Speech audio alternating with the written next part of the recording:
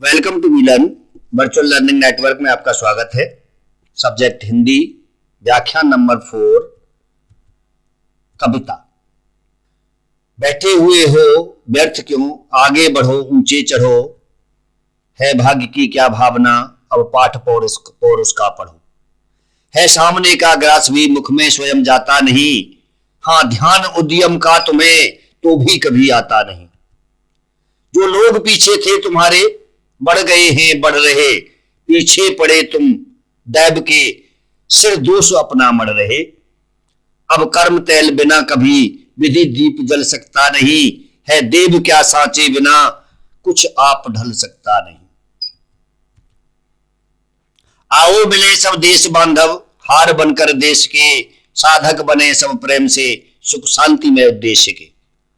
क्या सांप्रदायिक भेद से है ऐक्य मिट सकता हो, बनती नहीं क्या एक माला, विविधा सुमनों की कहो। सारांश, यह कविता उस समय रचित हुई है जब आजादी की लड़ाई के लिए सारा देश एकजुट होकर के लड़ने जा रहा था। उस समय कवि ने अपने मन की मार्मिक स्थिति को व्यक्त किया है। इस काव्यांश को पढ़ते हुए आप जान गए होंगे कि कवि ने इसमें भी भारतवासियों को कर्म का पाठ पढ़ाने का प्रयास किया है, पर कुछ अलग ही तरह से नए उदाहरणों के द्वारा। इस अंश की पहली पंक्ति में कवि एक सूचना देते हुए कहता है कि जो लोग पीछे थे वो आगे बढ़ गए हैं और बढ़ते जा रहे हैं। आप समझ रहे हैं कि यहां किन लोगों के बारे में कहा जा रहा है। इतिहास पढ़ते हुए आपने शायद जाना होगा कि सभ्यता के विकास के दौर में भारत बहुत ही समृद्ध देश था। उसकी समृद्धि विश्व में विख्यात थी और इसे सोने की चिड़िया कहा जाता था। इसकी तुलना में विश्व के अन्य देश काफी पीछे थे, किंतु आगे चल करके पश्चिम के कई देशों में नए नए आविष्कार किए गए। वहां के लोग परिश्रम और अभ्यास के बल पर अपने देश में औद्योगिक क्रांति ले आए और विकास करते गए। प्रगति के पथ पर अग्रसर उन्हीं देशों की ओर इशारा करते हुए कवि कहता है कि वे लोग आगे बढ़ रहे हैं और हम शासकों के दमन से भयभीत, हताश और निराश होकर के भाग्य के भरोसे बैठे। बदलते हुए समय के अनुसार अपने को बदलने के लिए परिश्रम नहीं करते और अपनी हर असफलता के लिए भाग्य को दोषी मानते हैं। एक कहावत में कही गई बात बिल्कुल सत्य है कि दैव दैव आलसी पुकारा, अर्थात आलसी लोग कर्म नहीं करते और विपत्ति आने पर केवल भाग्य को दोष देते हैं। ऐसे लोग नहीं जानते कि कर्म रूपी तेल के बिना कभी भी भाग्य रूपी दीपक नहीं जल सकता। अर्थात जिस तरह दीपक को जलाने के लिए तेल का होना आवश्यक होता है, उसी प्रकार किसी भी कार्य में सफलता पाने के लिए निरंतर कर्म और परिश्रम करना आवश्यक होता है। इसी बात को कभी एक दूसरे उदाहरण से समझाते हुए कहता है कि मूर्ति ढालने या बनाने से पहले उसका सांचा या फरमा बनाना आवश्यक होता है, और यह सांचा मनुष्य अपने परिश्रम से बनाता है। भगवान भी उन्हीं की सहायता करते हैं जो परिश्रम करना जानते हैं। जैसे अंग्रेजी में किसी ने कहा है कि God help those who help themselves, कि भगवान उन्हीं की सहायता करते हैं जो अपनी सहायता खुद कर सकते हो या करना जानते हो। उर्दू और अंग्रेजी भाषाओं में प्रचलित इन कहावतों को पढ़िए। उर्दू में हिम्मते मर्दा मददे खुदा, अर्थात मनुष्य हिम्मत करे तभी भगवान मदद करता है। यही कहावत अंग्रेजी में भी इस प्रकार है जो मैंने अभी आपको बताया। ऊपर के उदाहरण से स्पष्ट है कि मेहनती लोग ही अपनी मेहनत या अभ्यास से ईश्वर की कृपा का प्रसाद पाकर जीवन में सफलता प्राप्त करते हैं। अतः हमें आलस छोड़ करके मेहनत करनी चाहिए। कभी कठिनाइयों पर विजय पाई जा सकती है। आपने कहानी शायद पढ़ी या सुनी होगी जिसमें एक व्यक्ति के 3 बेटे आपस में लड़ते झगड़ते रहते हैं। उनके झगड़े से दुखी पिता ने एक दिन उन्हें बुलाया और तीनों के हाथ में एक एक लकड़ी देकर उसे तोड़ने को कहा। तीनों ने अपने अपने हाथ में आई अकेली लकड़ी को आसानी से तोड़ दिया। फिर उस व्यक्ति ने अपने बेटों को 3-3 लकड़ियां देकर के कहा कि इन लकड़ियों को एक साथ मिला करके तोड़ो। पिता की आज्ञा अनुसार बेटों ने उन्हें उन लकड़ियों को इकट्ठा करके तोड़ने की चेष्टा की, पर असफल रहे। यह कहानी हमें क्या शिक्षा देती है? यही कि एकता में बल है। कविता में भी देशवासियों को एक होकर के रहने के लिए कवि ने कहा है, हम सब जानते हैं कि भारत अनेक धर्मों, जातियों एवं संप्रदायों का देश है। जब तक सब लोग एकजुट होकर देश के विकास के लिए कार्य नहीं करेंगे, तब तक देश गुलामी, गरीबी और पिछड़ेपन से मुक्त नहीं हो सकता। इसलिए इस अंश में कवि कहता है कि देशवासियों, माना कि हम अलग अलग जातियों से और संप्रदायों से जुड़े हुए लोग हैं, पर भारत के नागरिक होने के नाते हम सब भाई भाई हैं।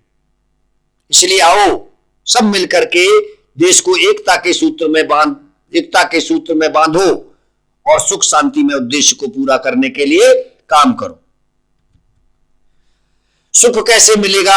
आजादी से। शांति कैसे आएगी? गरीबी दूर होने से। गरीबी दूर कैसे होगी? गरीबी दूर होगी अपना शासन स्थापित करके। कविता के इस अंश में कवि ने पुनः एक दृष्टांत का उपयोग किया है। वह है, बनती नहीं क्या एक माला विविध सुमनों की कहो। यह दृष्टांत कवि के किस कथन के उदाहरण स्वरूप आया है? जी हां, कवि पहले यह कह चुका है कि धर्म, संप्रदाय, मत और जाति की भिन्नता का कोई अर्थ नहीं होता। भिन्नता का होना किसी भी देश के विकास में बाधक नहीं है। जिस प्रकार अलग अलग तरह के फूलों को मिला करके माला बनाई जाती है और वो जो है ठाकुर जी के गले में पहनाई जाती है, नेताओं के गले में पहनाई जाती है, एक स्वागत का स्वरूप होती है। इसी तरह से अलग अलग जाति होने से कोई फर्क नहीं पड़ता, अलग धर्म होने से कोई फर्क नहीं पड़ता है। कवि ने एकता को गले का हार कहा है। यहां रूपक अलंकार का बड़ा ही सुंदर शब्दों में प्रयोग किया गया है। इसके बाद कवि अपनी बात का तर्क देते हुए कहता है कि क्या अनेक प्रकार के फूलों से एक माला नहीं बन सकती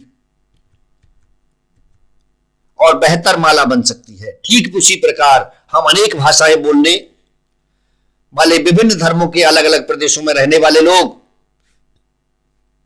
मिलकर देश को एक बनाकर उसे बेहतर ढंग से मजबूत कर सकते हैं। वैसे भी भारत को अनेकता में एकता का देश कहा जाता है। सारांश, प्रस्तुत कविता के माध्यम से कवि ने देश की निराश, हताश तथा निष्क्रिय जनता का आह्वान किया है। कवि देश की जनता में नवीन उत्साह का संचार करके उसे कर्मशील बनाना चाहता है। कवि की इच्छा है कि देश न केवल अंग्रेजों की गुलामी से मुक्त हो, बल्कि मुक्त होकर के आगे बढ़े, विकास करे, समृद्धिशाली बने। इस उद्देश्य की पूर्ति के लिए कवि विभिन्न संप्रदायों, मतों तथा धर्मों आदि के बीच एकता कायम करने की आवश्यकता पर बल देता है। यह कविता इन सब बातों की अभिव्यक्ति प्रस्तुत की प्रभावशाली ढंग से करती है। इन सब बातों के साथ यह कविता जिस समय में लिखी गई थी, उस समय से आगे बढ़कर आज भी हमारा मार्गदर्शन करने में सक्षम है। आपने प्रतिकूल परिस्थितियों के सामने निराश और हताश हो जाने वाले लोगों को देखा होगा। ऐसे लोगों को भी देखा होगा जो इन निराश हताश लोगों को उत्साहित करते हैं, निराशा से उबारते हैं। निराश, आलसी तथा अकर्मण्य लोगों को कर्म के लिए प्रेरित करते समय विशेष प्रकार की भाषा का प्रयोग किया जाता है।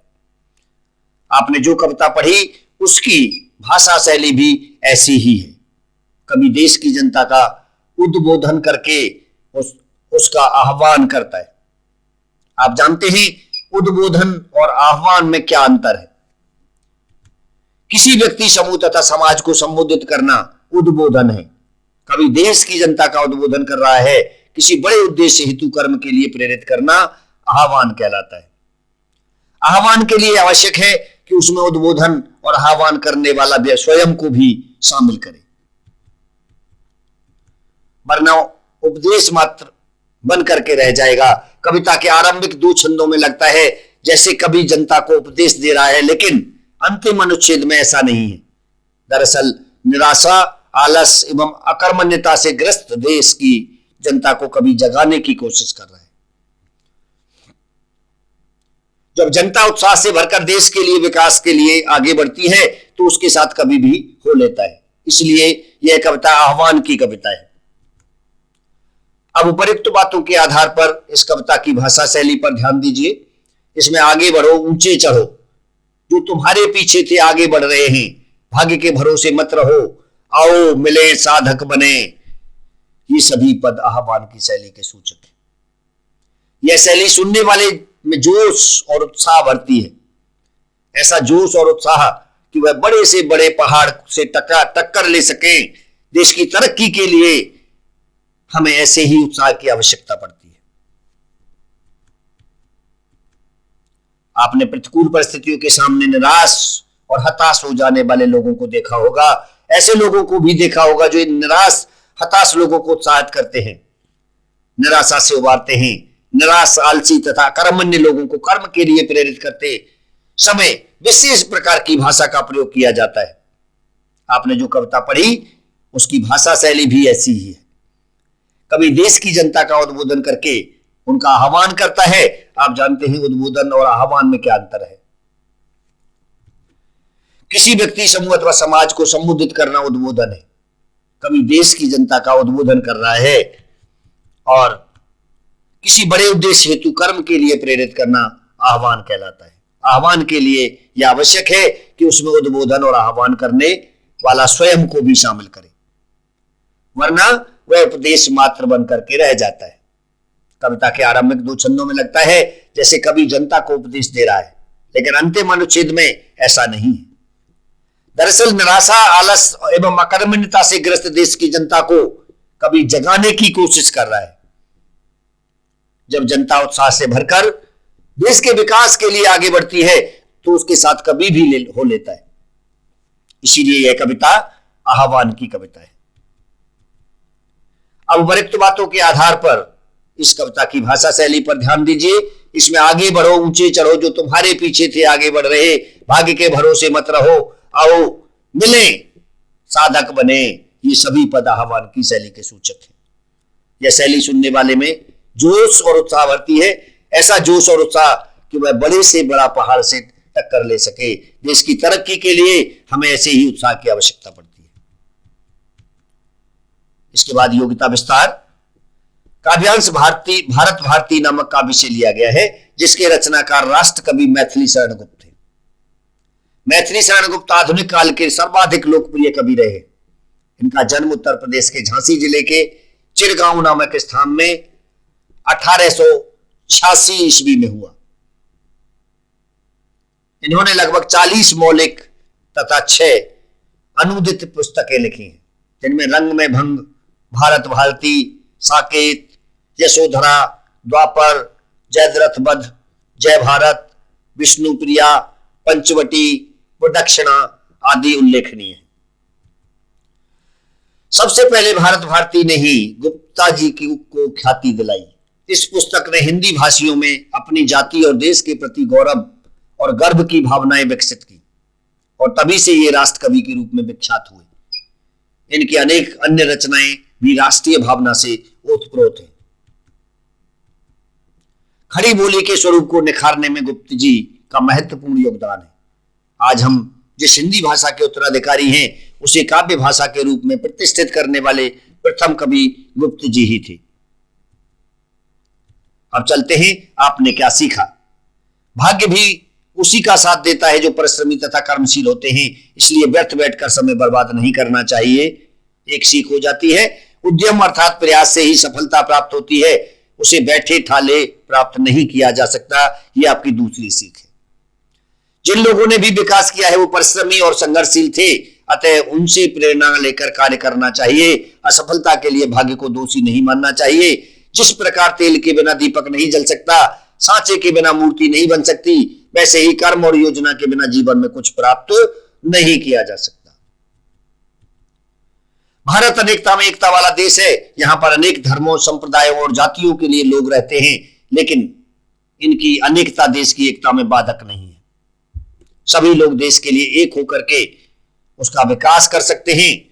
भारत भारती मैथिली शरण गुप्त का ऐसा काव्य है जिससे देशवासियों को अंधकार और निराशा से जूझने की प्रेरणा मिलती है। इस काव्यांश की भाषा ओजपूर्ण एवं उद्बोधन परक है। रूपक अलंकार में उपमेय और उपमान का एक रूप वर्णन किया जाता है। इसके बाद पाठ के अंत में प्रश्न, भाग्यवादी हम किसे कहते हैं? कवि के अनुसार बताइए, क्या मनुष्य को भाग्य के सहारे ही आगे बढ़ना चाहिए? प्रश्न नंबर 2, पिछले देश और समाज भी हमसे आगे निकल गए, आपके विचार से इसका क्या कारण हो सकता है? प्रश्न नंबर 3, पाठ पौरुष का पढ़ो कथन से कवि का क्या आशय है? प्रश्न नंबर 4, कवि देशवासियों का आह्वान कर उनसे क्या आशा करते हैं? प्रश्न नंबर 5, विविध सुमनों की एक माला से क्या तात्पर्य है और यह उदाहरण क्यों दिया गया है? और इसी के साथ आपका व्याख्यान नंबर 4 समाप्त होता है। नमस्कार।